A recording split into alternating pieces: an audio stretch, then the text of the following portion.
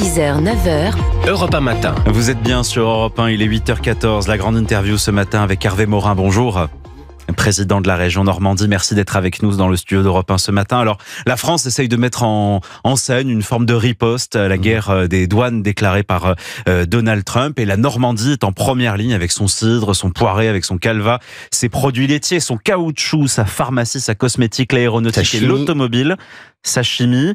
Effectivement, des valeurs sûres qui font de la Normandie l'une des régions les plus industrialisées de France. C'est la région la plus industrielle de France. À quel point vous sentez les entreprises fébriles aujourd'hui, à la veille de l'entrée en vigueur de ces droits de douane? Écoutez, il y a une note de l'INSEE qui explique que nous sommes la deuxième région la plus exportatrice après l'Île-de-France.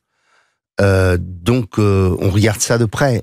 Il y a une note de l'INSEE qui est sortie il y a quelques semaines expliquant qu'en effet, on serait plus frappé que les autres.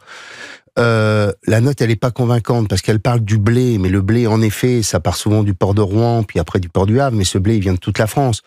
Alors, ça a des conséquences, bien sûr, sur l'activité portuaire, s'il y en a, mais est-ce que ce blé, on peut le réexporter ou non ailleurs?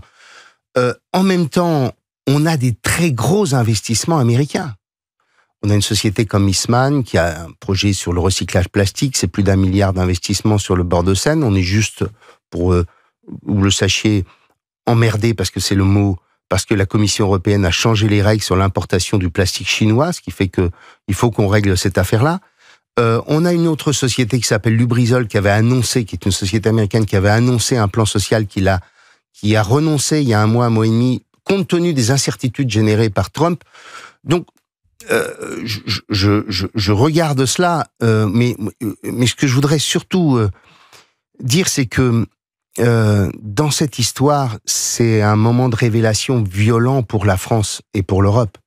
C'est tout de même le symbole d'un affaiblissement majeur d'un continent qui s'appelait l'Europe, qui était une zone de prospérité, qui a décliné tranquillement, mais sûrement, j'allais dire presque en silence pendant des décennies, et qui tout d'un coup révèle que ce déclassement le frappe doublement, le frappe sur sa partie militaire et l'obligation de faire appel aux Américains pour assurer sa sécurité. Ça, on le savait, mais en étant infantilisé par Donald Trump dans la gestion ukrainienne. Et puis, deuxièmement, avec un allié qui, tout d'un coup, nous traite en vassal. C'est ça, la réalité. Il faut que vos auditeurs sachent que on représentait 30% de la richesse mondiale, comme les États-Unis il y a une trentaine d'années. Les États-Unis, c'est encore 25%. Normal, il y a des pays qui sont devenus riches, comme la Chine, etc. Nous, c'est plus que 17%. Le pouvoir d'achat de nos compatriotes, il était à peu près comparable aux Américains il y a une trentaine d'années. Il est 30% inférieur aujourd'hui.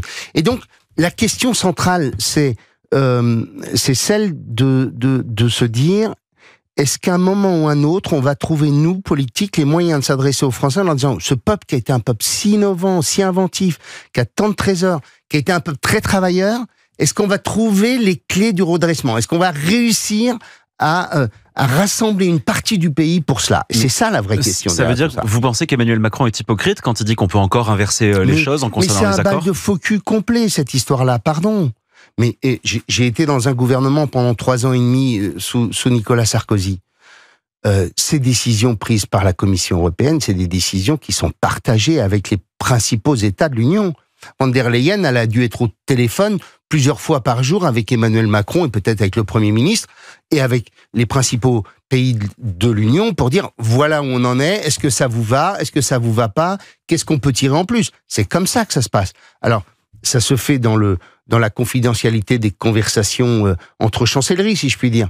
Mais c'est forcément une décision partagée, d'où l'embarras qui fait que pendant plusieurs jours, on a rien entendu. Mais quand on évoque, grosso modo, l'affront qui a été fait par les États-Unis, il n'est que l'expression de l'affaiblissement de l'Europe. Et c'est ça qu'on doit, nous, entendre Français, quand en plus on fait partie des faibles en Europe aujourd'hui. Vous avez été ministre de la Défense, vous l'avez dit, et récemment encore, fin juin, lors du sommet de l'OTAN, là aussi les Européens n'avaient rien refusé à Donald Trump, qui exigeait une augmentation de notre budget, de nos budgets de défense à 5%. Est-ce qu'il fallait tout faire pour conserver Donald Trump dans l'Alliance? Mais ça, c'est la résultante d'un continent, excepté la France et le Royaume-Uni, mais pas les autres, qui pendant des décennies, moi je l'ai vécu quand la France présidait l'Union européenne, où nous avons avec Nicolas Sarkozy fait toute une série de propositions pour avancer sur la question de la défense européenne. Et on avait face à nous des gens qui disaient mais ça va très bien, on a l'Alliance Atlantique, on a les Américains, on fait pas d'efforts. Et les seuls avec lesquels on a été capable de bâtir une proposition, c'est le traité de Lancaster avec le Royaume-Uni. Et donc, en clair, pendant des années, tout ça s'est bien passé. Et puis tout d'un coup, il y a le moment où les Américains disent vous allez partager le fardeau. Et puis vous allez vraiment le partager. Alors remarquez tout de même que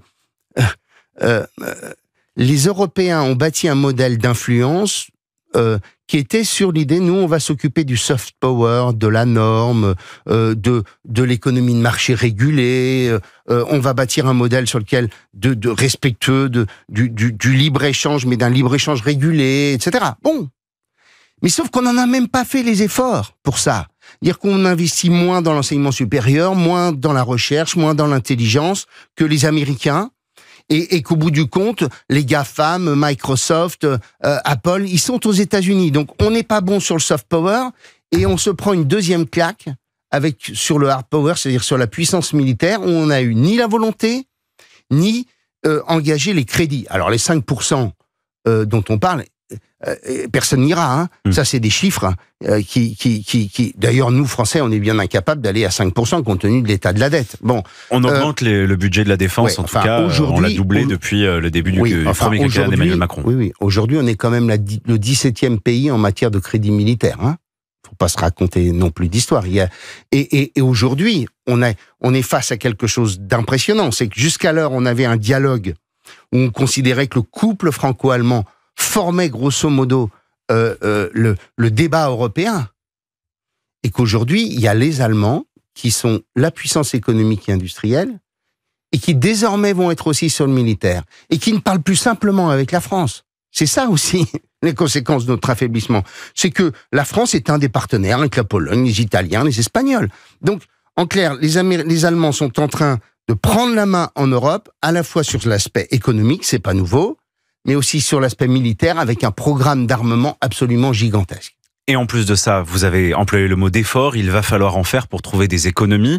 Et l'année blanche promise parce que c'est l'une des annonces principales du Premier ministre pour le budget 2026, cette année blanche, ce sera suffisant pour l'étiage qu'on doit faire de nos finances publiques ? Non, mais franchement, dans la situation politique exécrable dans laquelle on est qu'il y a d'autres solutions pour Bayrou que ce qu'il a fait, quoi. Le pire pour nous serait qu'un jour ce soit le FMI qui nous dise ce qu'il faut faire. Parce que là, souvenez-vous de la violence qu'ont connue les Grecs sur cette question. Bon. Donc, il faut bien qu'on rassure ceux qui nous prêtent de l'argent tous les jours. Bon. Après, clairement, il y a beaucoup d'efforts dont on dit que ce sont des économies, ou en vérité, ce sont des impôts en plus. Quand on évoque la fin de niche fiscale, ça veut dire qu'en effet, c'est peut-être des économies pour l'État, mais au bout du compte, c'est des impôts pour les Français, quoi. Bon. Et puis après, il y a surtout de la dépense publique à faire. Et il y a des champs majeurs où on peut faire. Il faut baisser la dépense publique ?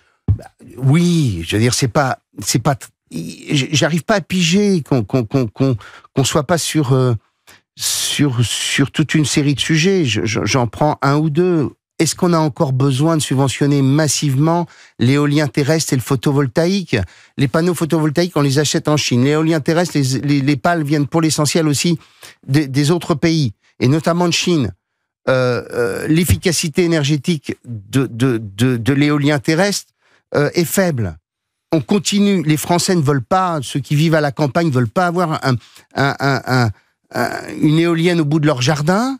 Et on continue à imposer quelque chose que les Français ne veulent pas et qu'on subventionne massivement. Il faut que nos compatriotes sachent qu'aujourd'hui, on consomme moins d'électricité qu'au début, qu'au début des années, à peu près autant au cours des années 2000. Et donc, on exporte de l'électricité à bas prix qu'on a payé plus cher. Et si vous partez en Normandie ce week-end, eh bien, vous constaterez, vous aurez en tête qu'il y aura 15 à 20 réacteurs de centrales nucléaires qui vont être fermés parce que nous n'aurons pas besoin de cette électricité. Eh bien, quand on a 20% de production en trop par rapport à la consommation et qu'on les subventionne, eh bien, on arrête un peu. Ça, c'est 3 à 4 milliards d'économies possibles. Les ruptures conventionnelles. C'est un sujet. C'est un sujet. Vous avez vous aussi qui permet de démissionner, de dire vous avez un CDI, j'ai envie de partir, en accord, et de le bénéficier salarié a envie de partir, il dit à son patron, écoutez, plutôt que on fait une rupture conventionnelle. Combien vous avez de copains qui disent bon, je me prends 6 mois de repos tranquille parce que je viens de signer une rupture conventionnelle. Moi, j'en ai plein, j'en connais plein. Et mon fils qui a 30 ans, plus encore. Bon, qu'est-ce qu'on fait pour limiter ces abus? C'est quand même des choses qu'on devrait être en capacité de régler, non? J'aimerais quand même reparler de la dépense publique que vous souhaitez baisser. On a connu en 2024 un nombre record de faillites d'entreprises en France. Est-ce que un programme d'austérité ne risquerait pas encore plus de fragiliser une situation sociale et industrielle qui est déjà pas évidente pour les entreprises? La pire des austérités, c'est celle qui nous amènerait à nous retrouver face au mur de la dette avec des créanciers qui nous diraient « c'est fini ». Ce jour-là, c'est un modèle qui s'effondrera. C'est pas la même chose. Vous vous souvenez, les Grecs, c'était la retraite, moins 20, moins 25%, les fonctionnaires, etc. Mais il y a des choses à faire. Je suis président d'une région. Pourquoi est-on encore avec le statut de la fonction publique territoriale?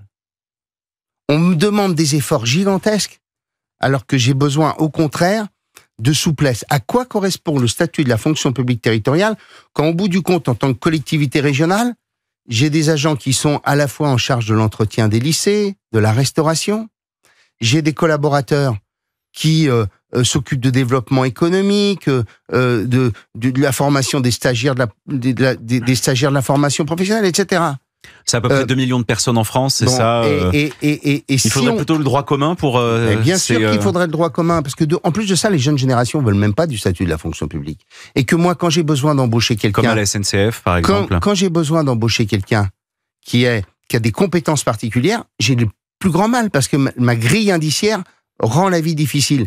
Et qu'on nous donne cette souplesse pour pouvoir gérer une collectivité où, en clair, si on peut avoir un système un peu plus efficace, on y gagnera tous. Pour terminer, symboliquement, est-ce qu'il ne faudrait pas aussi faire porter ces efforts sur l'immigration? Aujourd'hui, on demande des efforts aux Français, aux salariés, aux actifs pour qu'ils y consentent.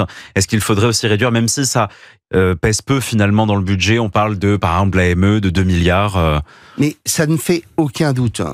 On ne peut pas à la fois dire aux Français, il faut faire des efforts, et dire, face au coût de l'immigration, le seul secteur qui serait épargné serait celui-ci. Moi, je vois que dans tous les pays européens qui ne sont pas des pays fascistes, on considère que l'accès aux prestations sociales pour un étranger, il s'effectue après un temps d'accueil. C'est pas immédiat. Il y a des choses qui me paraissent tellement évidentes qu'un jour ou l'autre, il faudra bien s'en occuper. Merci Hervé Morin d'être venu dans le studio d'Europe 1.